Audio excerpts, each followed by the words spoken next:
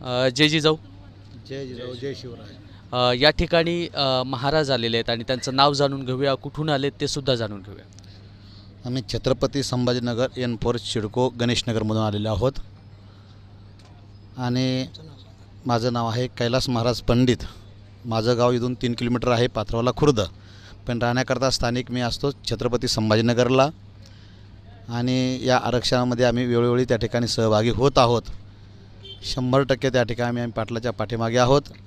हा 70 वर्षाचा लढा, याला असणारं सरकारनं आणि सर्वच असणाऱ्या जनतेचा पाठिंबा असल्यामुळे सरकारचंही लक्ष असावं अशी असणारी आमच्या गणेशनगरच्या वतीनं, छत्रपती संभाजीनगरच्या वतीनं, सकल समाजाच्या वतीनं त्या ठिकाणी सरकारला विनंती आहे की त्या ठिकाणी असणारं आम्हाला त्या ठिकाणी आरक्षणाला त्या ठिकाणी पाठिंबा मिळावा आणि जे असणाऱ्या मागण्या पाटलांच्या त्या मान्य कराव्यात अशी सगळ्या सरकारला विनंती आहे.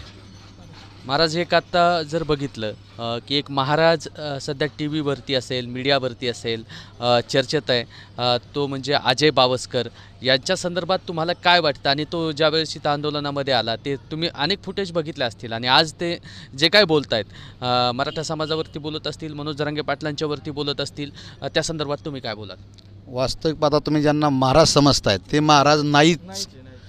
हां, महाराज म्हटल्यानंतर त्या ठिकाणी महाराजांचे विचार कसे असतात, महाराज पूर्ण अंगाने त्या असणाऱ्या कार्याला पाहत असतात.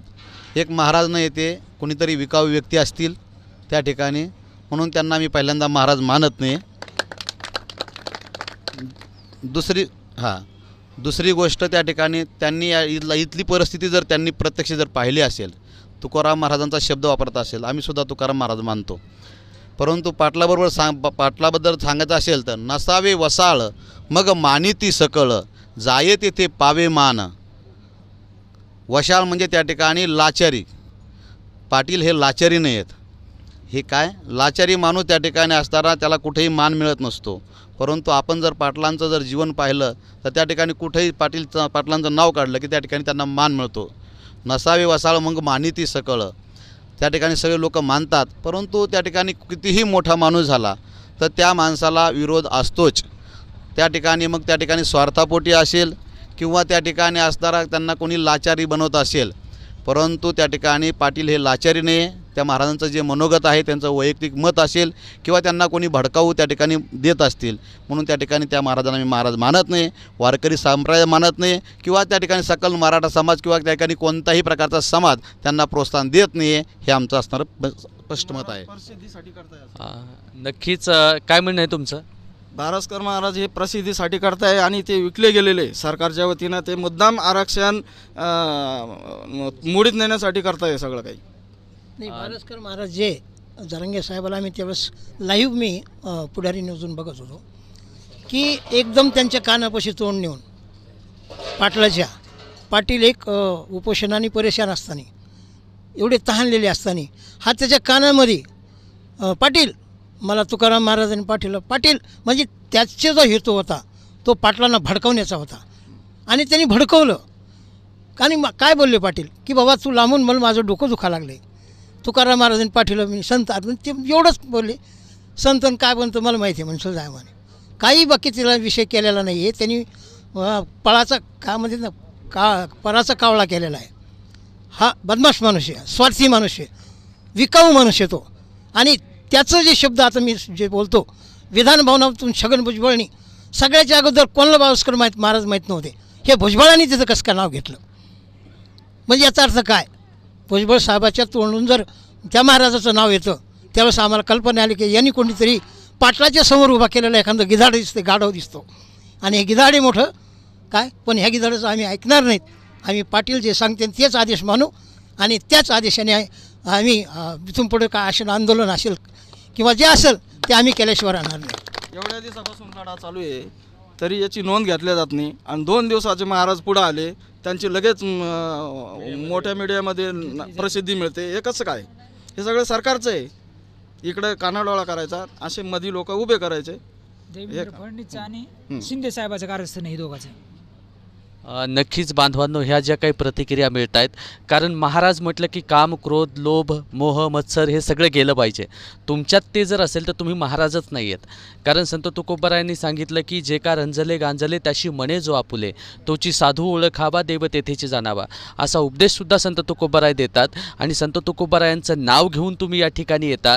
आणि संत तुकोबारायांच्या याच्या पुढं जाऊन जर सांगायचं झालं, संत तुकोबाराय कधीच म्हणजे अंधश्रद्धेला मानत नाहीत. मग इथं जास्त म्हणजे महाराष्ट्रामध्ये अनेक महाराज मंडळी आहेत, म्हणजे वंशजांच्या सुद्धा स्वप्नामध्ये तुकाराम महाराज येणं म्हणजे कुठंतरी भाग्याचं वाटेल. पण याला कुठून संदेश आला का, याला फोन आला, ह्या सगळा म्हणजे संभ्रम ह्या महाराष्ट्रामध्ये सर्व वारकरी संप्रदायाच्या माध्यमात सुद्धा आहे आणि मराठा बांधवांच्या सुद्धा मनामध्ये आहे. आणखी एक आहे, सकल मराठा समाजाची मागणी आहे का ओबीसीमधून आरक्षण मिळावं. ज्या नोंदी मिळाल्या, जे काही सापडलं सगळे सोयऱ्यांचं, ती आमची जरांगे दादांच्या मार्फत जी मागणी आहे उपोषणाची खरी, ती आम्हाला मिळायला पाहिजे. हे दुसरंच आरक्षण देत आहे. खरं आमचं मागणी काय हे सरकारने लक्षातच नाही घेतली. हे फक्त चेकमेट केलेलं आहे सरकारने. हे फक्त आपल्या पुढील आता जो मतदान होणार आहे, इलेक्शन होणार आहे, त्यासाठी हे फक्त गाजर दाखवलेलं आहे. हे सगळं खोटे नाटे धंदे सरकारचे. नक्कीच जसा बुद्धिबळामध्ये चेकमेट केलं जातं त्या पद्धतीनं एक पुढं फक्त प्यादी सोडली आणि पुढं समजा एक हां पत्रकार परिषदेमध्ये ते बोलत होते, आपल्याला काय माहीत, पुढं पत्रकारापुढं बोलायचं आणि निघून जायचं. हे त्यांचं सगळं डाव आहे. खोटं बोला पण रेटून बोला. आपल्याला फसवण्याचा डाव सरकारचा आहेच आहे. कारण त्यांची पहिली क्लिप व्हायरल झाली पत्रकार परिषदेमध्ये. आपल्याला काय बोलायचं आणि निघून जायचं. तिघं पण होते, मुख्यमंत्री आणि 2 उपमुख्यमंत्री. 70 वर्षाचे पुरावे बाहेर आले, 70 वर्षापूर्वीचे पुरावे बाहेर, तरीही पण सरकार द्यायला तयार नाही. पाठीमागील ओबीसी जनतेला जे आरक्षण दिलं, कुठलाही रिसर्च न करता, माहिती गोळा न करता डायरेक्ट त्यांना आरक्षण दिलं. आमचं कोणाच्या समाजाला विरोध नाही आहे, पण तुम्ही गोरगरीब मराठा समाजाला द्या ना. वोटावर मोजणारे श्रीमंत आहे मराठे, ते पण साथ देत नाही आहे. आणि आम्ही कायद्यानुसार शांततेच्या मार्गाने आरक्षण करू लागलो, त्याची सरकार दखल घेत नाही आहे. म्हणजे इथं लोकशाही राहिली कुठं भारतामध्ये? हे सगळे हुकुमशाही चालू आहे, सगळी ईडी चालू आहे, सगळं बेबनाव चालू आहे. भ्रष्टाचारी लोक खरेदी करायचे, सरकारमध्ये घ्यायचे आणि सरकार चालवायचे. हे सगळे धंदे बंद व्हायला पाहिजे. आणि आजही आज परिस्थिती अशी आहे, तुम्ही प्रत्येक तहसील कार्यालयाला जा, आपल्या गावची ज्या नोंदीचे गठ्ठे ते जर मागवले ते अधिकारी देत नाहीत लवकर. विशेष म्हणजे जी मोडी भाषा आहे त्या ऑफिसला प्रत्येक शासनाच्या मार्फत एक मोडी जो वाचणारा माणूस तो पाहिजेच. आज अशी परिस्थिती, प्रत्येकाला मोडी वाचक पैसे देऊन मागावा लागतो आणि त्या आपापल्या गावच्या नोंदी अशा भरपूर अनेक नोंदी दाबल्या गेलेल्या आहेत. त्या नोंदी हे अधिकारी काढीत नाही बाहेर. नक्कीच बांधवांनो, शासनाने पुन्हा या ठिकाणी कुणबी प्रमाणपत्र देणंसुद्धा थांबवलं आहे. पोर्टलमध्ये काही दुरुस्ती आहे असं काहीतरी सांगून, कारण या मराठा समाजाला आरक्षणाच्या प्रवाहामध्ये न येऊ देण्याचा मोठं षडयंत्र शासनाच्या माध्यमातून केलं जात आहे. आणि ही भावना संबंध महाराष्ट्रातल्या सर्वांची आहे. असंच आपण भेटत राहूया. आपला मित्र उदय भिसे पाटील. येणाऱ्या निवडणुकीमधून दाखवणार आहेत. आजपर्यंत मराठा समाजानं कोणा समाजाला विरोध केलेला नाही. आत्तापर्यंत जे आरक्षणाचा मतलब काय आहे? गोर गरिबासाठी सवलती देणे. आजपर्यंत आमचा मराठा समाज होता श्रीमंत. आमचे पंजोबा खपरो कोण होते? ते होते श्रीमंत. आज मी परभणी जिल्ह्यातून संभाजीनगरला पोट भरण्यासाठी आलेलो आहे. आज माझी परिस्थिती चांगली नाही म्हणून मी इथं आलेलो आहे. आज आमच्या समाजाला गरज असताना आम्हाला आरक्षण का देत नाहीत? आत्तापर्यंत इतर समाजाला दिले, आम्ही कोणाला विरोध केलेला नाही. त्यांचे आत्तापर्यंत जे आम्हाला एवढ्या जे तुम्ही चेकिंग करतात तेवढे आत्तापर्यंत कोण्या समाजाकडून तुम्ही एवढे हे केलेलं आहे? कोण्या समाजापासून तुम्ही हे केलं? कधी आमच्या समाजानं कोण्या समाजाला विरोध केला का? नाही केला.